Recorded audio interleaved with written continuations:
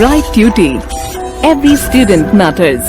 Hello children, welcome to the session. In this session, we are going to discuss about the question and answers of the topic that we have covered so far. So the first question is, what problems may be caused due to heavy rainfall? So children, what will happen if there will be heavy rainfall? In case of heavy rainfall, that is the amount of rain that is received is too high as compared to what we get every year. So in such a situation, we may suffer from flooding. Okay children, and flooding comes with its own consequences, right? And flooding is submerging of the areas with water. And also children, the sources of water will be overflowing with water, like rivers and ponds. They will have excess of water, and all the low-lying areas will be submerged under water, and this may cause destruction of the standing crops. Then it might destroy the residential property of people. It may cause harm to the animals or the domestic cattle that they might be having. And also after such flooding, there are a lot of diseases that might spread, and these are waterborne diseases, and the situation might get out of control, and situation will be that of the epidemic. So these are all the consequences of flooding, children. Okay, so let us move towards the next question.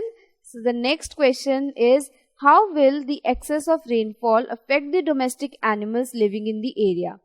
Now children, just imagine there is flooding in a village, right? So there might be cattle there, so they might get flown away with the heavy flow of water, right?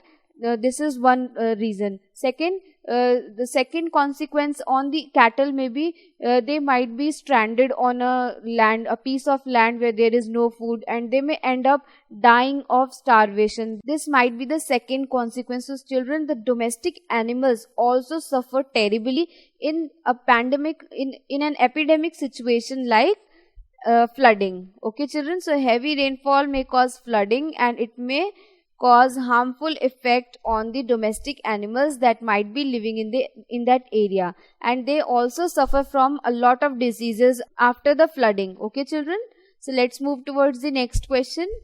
The next question is, all part of the world receives the same amount of rainfall at the same time of the year. You have to answer whether it is true or false. And I really hope that you would know this answer, that no, all the parts of the world do not receive the same amount of rainfall, neither they receive the rainfall at the same time of the year. Different parts of the world receive different amount of rainfall, and also children, the time at which they receive rainfall is not same. Some of the areas receive rainfall throughout the year. Some areas receive rainfall once after every 6 months, right? So it will vary from place to place, and so this statement is completely false. Let's move to the next question. So you have to fill in the blank. India receives most of the rainfall in, so which is the season when India receives most of the rainfall? India receives most of the rainfall during monsoon season. Right children? In the monsoon season, India receives most of its rainfall, and on this monsoon season our agriculture depends, because agriculture is by and far dependent on monsoon for irrigation. So the first question is, what is drought? So children, drought is a situation wherein we receive very less rainfall or no rainfall. We receive no rainfall, not very less, but we should say that we receive no rainfall for a long period of time. And there is a situation of drought, which means the soil has become completely dry. So what is drought? Drought is a situation where we receive very less rainfall, and the soil has become too dry and too unfit to grow anything. And so I hope you would have understood what is drought. Okay children, so let's move to the next question, which says, what are the effects of drought? So children, we know that in situation of drought, the soil has become completely dry, and it has become so unfit for growing anything. So there will be no food. So the first consequence is there will be no food. And whenever there is no food, the situation of scarcity of food is known as famine. So there will be a situation of famine everywhere.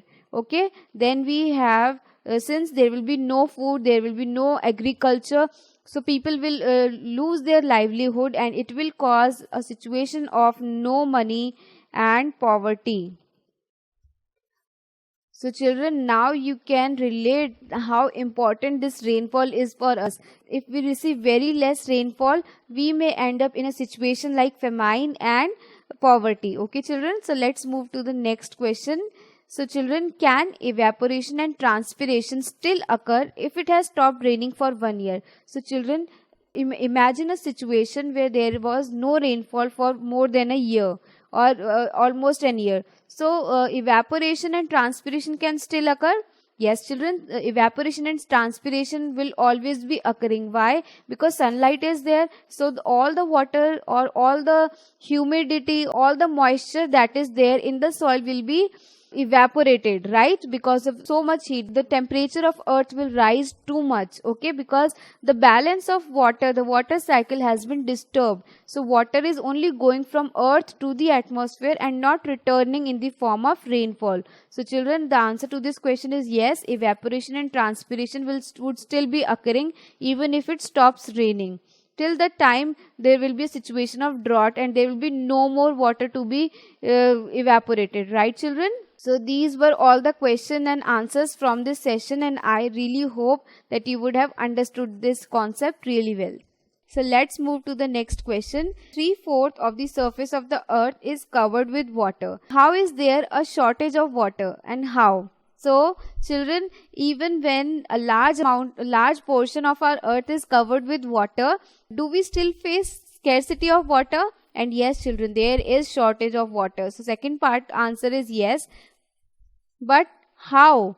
Because children, most of the surface of earth is covered with ocean water, which is not suitable for drinking because of many salts which are present in them, and it makes the water saline. So the water which is fit for drinking is present in very small amount, and that is why we need to conserve it. Okay, so let's move to the next question. So how we can conserve water? So children, we can take several steps through which we can conserve water, and these can be, we can turn off the tap while brushing our teeth. We can use a bucket and mug so that we consume small amount of water even while bathing. Then what we can do, we can use advanced methods of irrigation like drip irrigation, wherein we supply water to the fields in drop by drop, and this provides enough time for the soil to absorb this water, and water will not be quickly washed away. So we can use these advanced methods to conserve water. So these are the steps that we can take.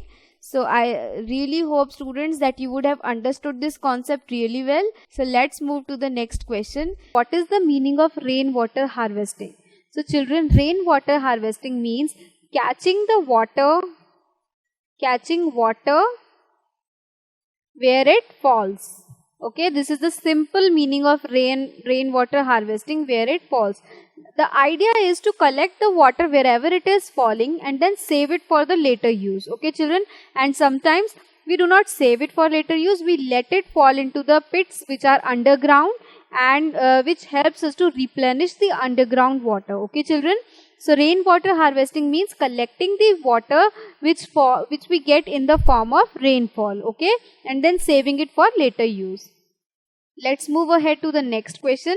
So give 2 ways of rainwater harvesting. So children, we have discussed 2 different techniques to save or for rainwater harvesting. The first technique is to allow water to fall in the catchment areas. Okay children, we allow the water to fall on catchment areas. And what do we mean by catchment areas? Children, these are the sources or the open areas where these may be drains, or these may be open playground area near the footpath where the floor is not concrete floor. Okay, because if water falls on concrete floor, it will just flow away and it will be complete waste of water. But since water is very precious, we have to save it. What we do, we allow it to fall on the area where we have soil or a little vegetation or some greenery. Okay children, so that the soil can absorb the water, and this absorbed water will help us to replenish the underground water. Okay, then children, the next method which we discussed was rooftop rainwater harvesting. It was rooftop rainwater harvesting. And children, what we did in rooftop rainwater harvesting, we connected pipes to our terraces, so the water which we got in the form of rainfall was sent. So children, the second method of rainwater harvesting was rooftop rainwater harvesting. And children, what we did in rooftop rainwater harvesting, we collected the water which we got in the form of rain from our roofs, okay? And each one of us can do it. It's really simple.